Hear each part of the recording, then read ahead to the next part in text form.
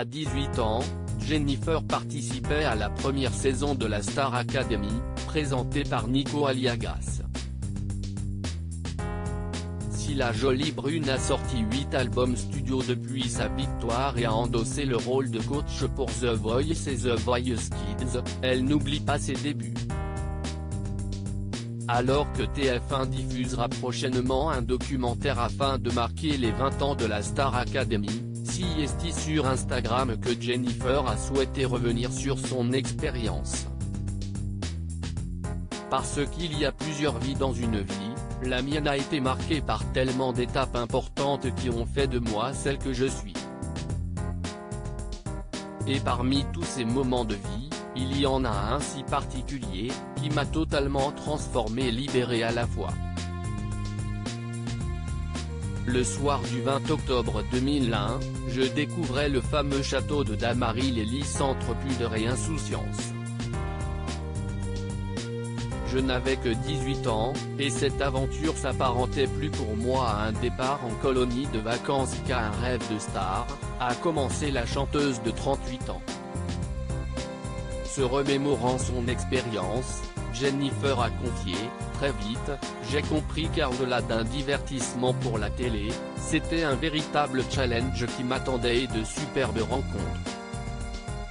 On enchaînait les cours de chant, de danse, d'expression scénique avec des profs géniaux, pour nous amener sur les primes qu'on attendait tous avec impatience. On partageait la scène avec les plus grandes stars, des millions de téléspectateurs et un parrain incroyable, Florent Pagny. Alors qu'elle manquait de confiance en elle, la chanteuse s'est amusée, et puis, le jour de la finale arrive tellement vite. Moi qui n'avais même pas imaginé rester plus de 2 semaines, je suis toujours là, 84 jours après.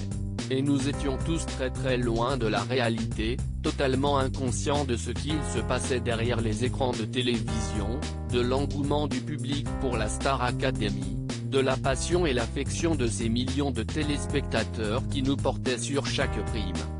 La vie de Jennifer a basculé lorsqu'elle a remporté la Star Academy après avoir rappelé qu'il n'y avait pas de réseaux sociaux à cette époque et que les académiciens vivaient en vase clos au château. La coach de The Voice Kids s'est remémoré ce qu'elle avait ressenti en apprenant qu'elle était la grande gagnante du télécrochet, et puis, arrive le moment où Nico fait durer le suspens pour annoncer enfin le vote du public. Je ne comprends plus rien, je pleure, je ris, on s'embrasse tous, on se serre fort. Nico répète mon nom 9 fois jusqu'à ce que je comprenne enfin ce qu'il se passait. Les jours qui suivirent furent dingues, intenses, éprouvants. De l'enfermement, je passais à un tsunami d'interviews, un enchaînement de séances dédicaces, un emballement médiatique, un déchaînement d'amour du public qui me permettait pour la première fois de mettre enfin des visages et des noms sur tous ceux qui m'avaient porté jusqu'à la victoire. Constatant que sa vie a bien changé depuis sa victoire dans la Star Academy, Jennifer a ajouté, en écrivant ce petit texte, « Je mesure encore plus la chance que j'ai de vous savoir toujours là, toujours présent 20 ans après, d'un amour intact et indéfectible, savoir que vous avez su transmettre cette relation si particulière à tant d'autres qui n'étaient pourtant pas nés à l'époque de la Star AC. Cette émission reste pour nous tous notre Madeleine de Proust, comme une photo dont on ne veut pas se séparer, un peu de nostalgie dit. Je vous ai aimé immédiatement, je vous aime tellement plus fort encore. Quelque chose me dit que l'on va se revoir très vite. » Une publication qui a beaucoup fait réagir ses fans, qui n'ont pas manqué de lui rappeler à quel point il l'aimait et était fier d'elle.